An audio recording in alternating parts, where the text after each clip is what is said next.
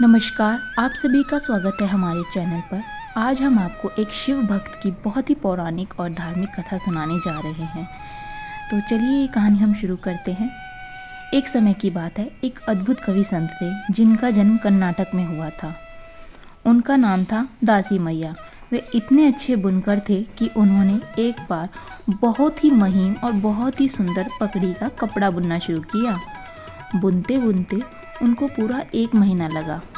आखिर उन्होंने वह कपड़ा बुन ही लिया, और क्योंकि उनकी कमाई भी इसी से होती थी, तो फिर वो एक दिन उसे बेचने के लिए बाजार में ले गए। वह कपड़ा इतना सुंदर था कि किसी ने भी उस कपड़े की कीमत पूछने की हिम्मत नहीं करी।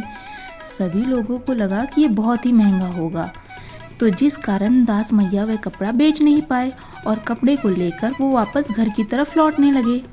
रास्ते में उन्हें एक बूढ़ा आदमी बैठा मिला। उसने दास मैया की तरफ देखा।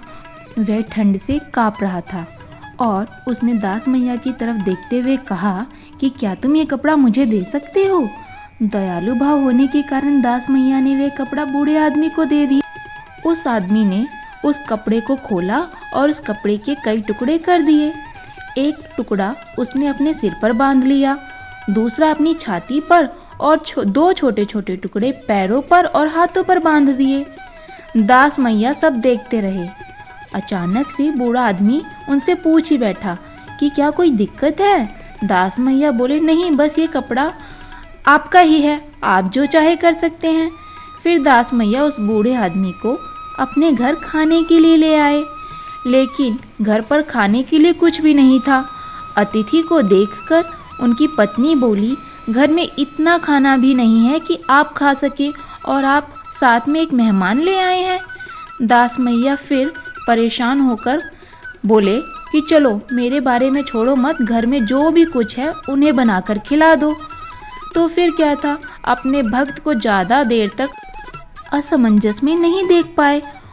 वह बूढ़ा आदमी कोई और नहीं, भगवान शिव ही थे।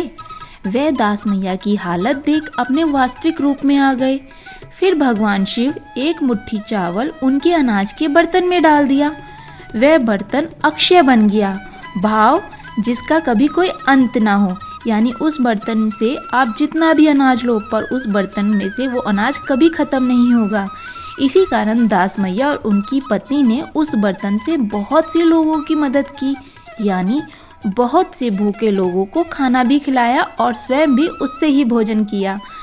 यह थी दास मैया की कथा। उनकी भक्ति, उनकी कविताएं, उनकी उपस्थिति ने कई लोगों को रूपांतरित किया और कई लोगों का हृदय परिवर्तन भी किया, जिस वजह से लोग दास मैया को देवरिया दास मिया कहने लगे। देवरा की भाव अर्थ है यह कि जो कोई ईश्वर का है। भोलेनाथ को पाने के लिए कुछ ज़्यादा यत्न करने की कोई ज़रूरत नहीं है। बाबा तो बस प्रेम की डोर से खींचे चले आते हैं। मन में अच्छे भाव हों, हृदय में प्रभु का नाम हो, सबको हमेशा एक ही दृष्टि से देखें, यह सोचें कि ये तो सब शिव के ही अंश हैं। तो कैसी लगी आपको ये कथा? कमेंट करके ज़रूर बताइएगा। कमेंट में ओम नमः शिवाय लिखना ना भूलिएगा। हर हर महादेव।